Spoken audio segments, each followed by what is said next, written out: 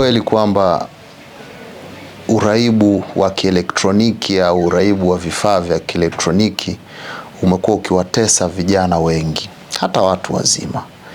Na kimsingi uraibu huu una hasa simu tunazotumia na vifaa vingine vya kielektroniki vinatoa mionzi, na ile mionzi ya nuru ya blue ambayo ni mwangaza mkali sana wenye nguvu huwa una tend kuharibu uwiano wa kihomoni katika mwili. Na hii iko hivi, hasa wale wanaopenda kuscroll content fupi fupi, hasa inapokuwa jioni au giza limeingia.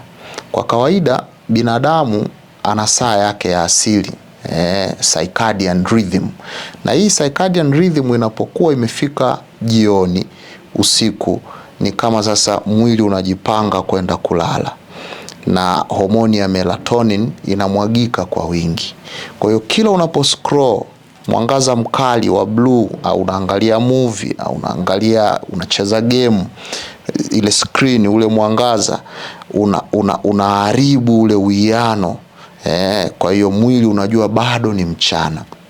Kwa unapokuwa bado ni mchana, stress cortisol inamwagika na unakuwa alert, haupati usingizi. Kwa hiyo inaharibu, ina suppress homoni ya melatonin ambayo inachangia we kuweza kupata usingizi. Sasa kuna shida kubwa sana, melatonin inapokuwa suppressed, inapokuwa haimwagiki.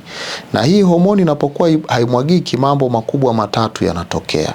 Kwanza, kesho kutakapokucha utakosa utulivu, attention, focus, unapoteza.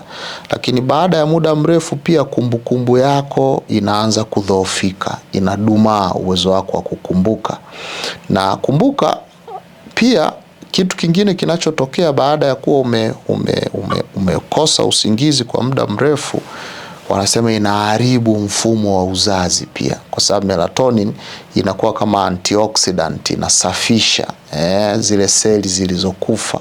Na sasa kama seli zilizokufa hazisafishwi, maana yake tayari mfumo wa uzazi unakuwa pia una changamoto.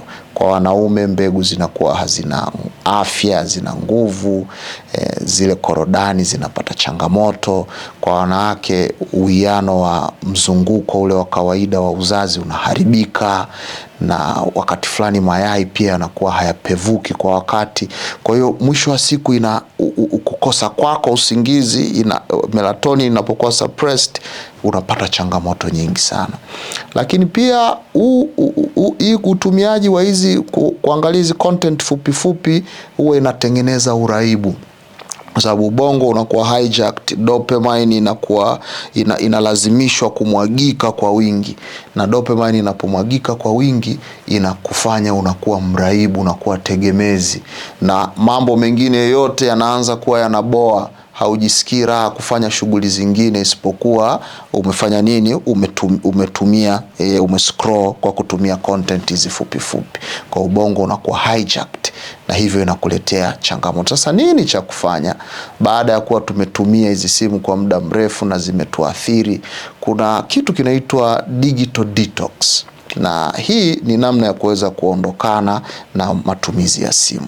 Kwa hiyo utafanyaje sasa usiingie katika uraibu wa kutumia mitandao ya kijamii? Jambo la kwanza, hakikisha simu yako lisali moja kabla ya kwenda kulala unaizima.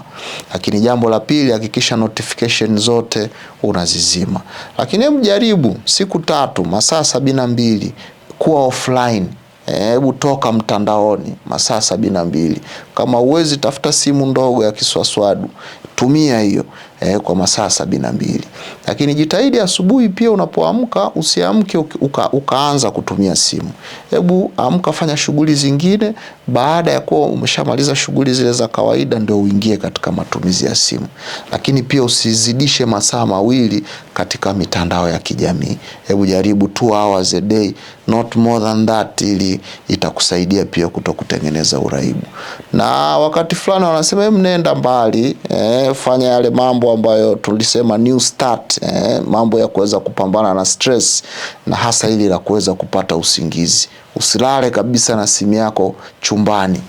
jitahidi uweke mbali, maana pia unajua 4G 5G mionzi ile ni mikali sana. Unapokuwa umelala na simu karibu, inaweza kuathiri ubongo kwa namna moja au nyingine, na seli nyingi zinakufa. Sasa hizi seli zilizokufa tunazirudishaje? Kuna mambo matatu yanaitwa 3 shockers. 3 shockers ni namna ya kustimulate homoni au protini fulani imwagike ili ya kuweza kuzi regenerate au kuziweza kuzizalisha neurons ambazo zimekufa. Sasa jambo la kwanza, shoka ya kwanza ni shoka ya fasting, kupata njaa kwa muda. Wanasema hebu jaribu masaa 18 kula chakula cha asubuhi, cha mchana, usile cha jioni mpaka tena kesho asubuhi. Jaribu kufunga.